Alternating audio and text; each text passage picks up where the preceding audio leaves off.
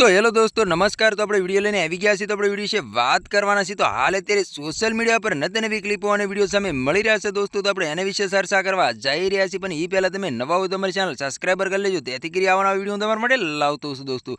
તો દોસ્તો તમને ખબર હતી કે જ્યારથી શેતર વસાવા જેલમાં ગયા છે ત્યાર પછી અત્યારે સોશિયલ મીડિયા પર નત નવી ક્લિપો અને વિડિયો સામે મળી રહ્યા છે દોસ્તો। એમાં એવું બતાવવામાં આવી રહ્યું છે કે શેતર વસાવા જો જેલમાંથી છૂટવું હોય તો શેતર વસાવાને એક જ રસ્તો છે। શેતર વસાવા રાતોરાત ભાજપમાં જોડાઈ જાય તો 24 કલાકની અંદર શેતર વસાવા જેલની બહાર આવી જાય દોસ્તો।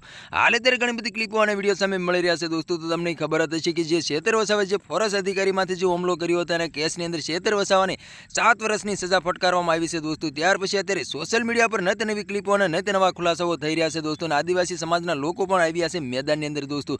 આદિવાસી સમાજનું એવું કહેવું છે કે જે શેતર વસાવા જે અમારા માટે લડત લડે છે એટલા માટે ભાજપને સારું નથી લાગતું, એટલે વારંવાર શેતર વસાવાને ફસાવીને જેલના હવાલે કરી રહી છે દોસ્તો।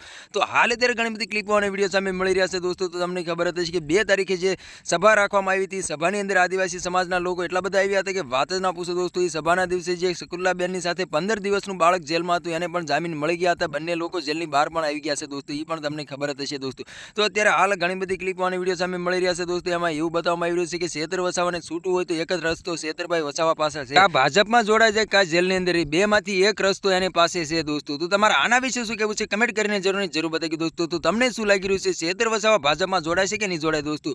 જે શેતર વસાવા એમ કહેવાય છે કે જનતા માટે હંમેશા માટે અવાજ ઉઠાવતા હોય છે અને જનતાને ન્યાય અપાવતા હોય છે અને સરકાર સામે પણ લડત લડતા હોય છે અને ઘણીવાર શેતર વસાવાને અટકાયત પણ થતી હોય છે અને જનતા માટે શેતરભાઈ વસાવા વારંવાર જેલના હવાલે પણ જતા હોય છે દોસ્તો। તો તમને ખબર હતી કે જે રાજુ કરપડા આમ આદમી પાર્ટીમાં હતા અને આમ આદમી પાર્ટીમાંથી ભાજપમાં જોડાઈ ગયા છે, ત્યાર પછી સોશિયલ મીડિયા પર ઘણી બધી ક્લિપો અને વિડીયો સામે મળી રહ્યા છે કે જેમ રાજુ કરપડા ભાજપમાં જોડાઈ ગયા છે તેવી રીતે તે શેતર વસાવા ભાજપમાં જોડાઈ જાય તો જેટલા ગુનાઓ છે, જેટલા એની માથે કેસો છે, બધા સોલ્વ થઈ જાય દોસ્તો। તો તમારા એના વિશે શું કહેવું છે કમેન્ટ કરીને જરૂર બતાવી દોસ્તો। અમારી ચેનલમાં ન હોય તો ચેનલ સબસ્ક્રાઇબર કરવાનું ભૂલશો નહીં, તેથી કરી આવવાના વિડીયો હું તમારા માટે લાવતો છું દોસ્તો। આદિવાસી સમાજના લોકો આવ્યા મેદાનની અંદર એવા નારા લગાવી રહ્યા છે કે જેલ કા તાલા તૂટેગા શેતર વસાવા છૂટેગા। હાલ અત્યારે ઘણી બધી ક્લિપો અને વિડીયો સામે મળી રહ્યા છે દોસ્તો। તો તમારે એના વિશે શું કહેવું છે કમેન્ટ કરીને જરૂર બતાવી દોસ્તો। તો આ તો આજનો વિડીયો ગમે લાઈક શેર ફરી જય વિડીયો મળે તબ તક જય હિન્દ જય ભારત, મળે કર જય વિડીયો તબ તક બાય બાય।